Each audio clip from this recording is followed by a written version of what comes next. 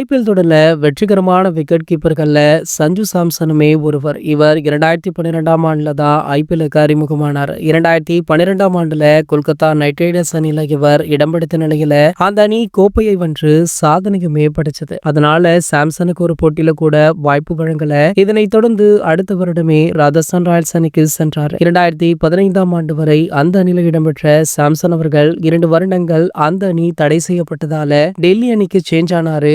பிறகு மீண்டுமே 2018ஆம் ஆண்டுல ராஜஸ்தான் ராயல்ஸ் அணிக்கு திரும்பிய சஞ்சு சாம்சன் 2021ஆம் ஆண்டுல அந்த அணிக்கு கேப்டனாக செயல்பட்டார். இவருடைய கேப்டன்சி தான் 2022 ஆண்டுல ராஜஸ்தான் ராயல்ஸ் ஃபைனல் வரை முன்னேறியது. இதனைத் தொடர்ந்து 2024ஆம் ஆண்டுல குவாலிஃபயர் 2 வரை அணியை வழி நடத்தினார். இந்த நிலையில சாம்சன் மற்றும் ராஜஸ்தான் ராயல்ஸ் நிர்வாகத்திற்குமே ஒரு மனக்கசப்பு ஏற்பட்டுள்ளதாக சொல்லப்பட்டது. ஒரு சில போட்டிகள்ல சஞ்சு சாம்சன் அவர்கள் 18வது சீசன்ல விளையாடல.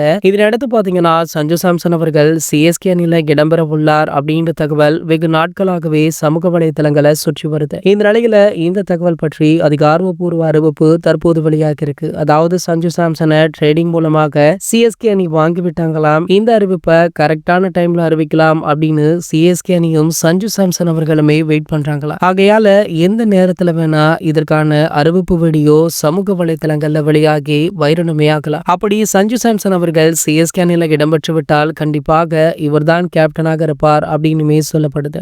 ருத்ராஜ் கெய்க்வாட் சிஎஸ்கேவிலே நீடிப்பாரா இல்ல வேறு ஒரு அணியை தேடி போவாரா அப்படின்றத வெயிட் பண்ணியுமே பார்க்கலாம். இது போன்ற கிரிக்கெட் செய்திகளை பற்றி நீங்க உடனே தெரிஞ்சுக்க நம்மளுடைய சேனலை மறக்காம சப்ஸ்கிரைப் பண்ணிக்கோங்க.